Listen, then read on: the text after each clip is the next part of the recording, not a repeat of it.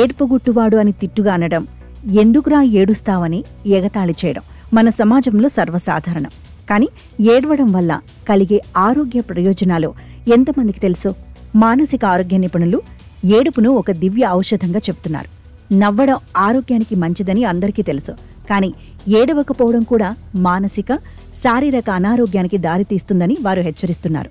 తాజాగా ముంబైలో ఏర్పాటైన క్రయింగ్ క్లబ్ ఈ విషయంలో ఒక వినూత్న ప్రయత్నం చేస్తుంది.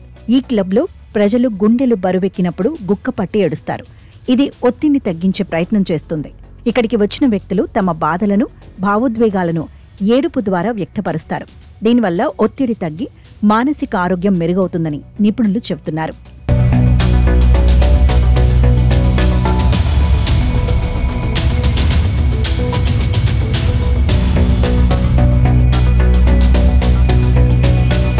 జపాన్లో రూయికత్సు అనే ఈ కాన్సెప్ట్ను అనుసరించి ముంబైలో ఈ క్లబ్ ప్రారంభమైంది.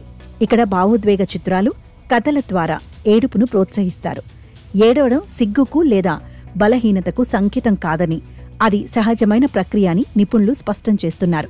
ఏడుపు వల్ల శరీరంలోని స్ట్రెస్ హార్మోన్లు, టాక్సిన్స్ బయటకు పోతాయి. ఇది పారాసింపథెటిక్ నాడీ వ్యవస్థను సక్రియం చేసి శరీరాన్ని శాంతపరుస్తుంది. ఆక్సిటోసిన్, ఎండార్ఫిన్స్ వంటి హార్మోన్లు విడుదలై మానసిక ఉపశమనం, నొప్పి తగ్గుదల కలుగుతాయి. అంతేకాదు, ఏడవడం సామాజిక సంబంధాలను బలోపేతం చేస్తుందని, ఒంటరితనాన్ని తగ్గిస్తుందని పేర్కొన్నారు.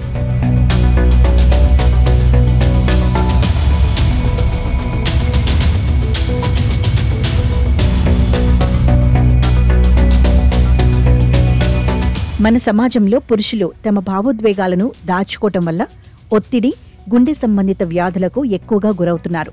ఇక మహిళలు మాత్రం తమ బాధలను పంచుకుని ఏడుస్తూ ఒత్తిడిని తగ్గించుకుంటారు. దీనివల్ల వాళ్ళలో గుండె జబ్బులు తక్కువగా కనిపిస్తాయని అధ్యయనాలు చెబుతున్నాయి.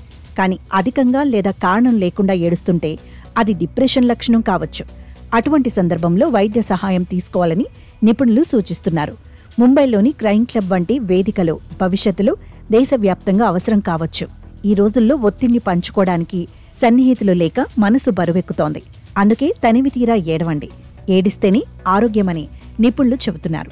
కాబట్టి ఏడవడాన్ని అభ్యాసంగా మార్చుకుంటే ఎదుటివారు ఏమనుకున్నా మీ మానసిక, శారీరక ఆరోగ్యం మీ చేతుల్లోనే ఉంటుంది.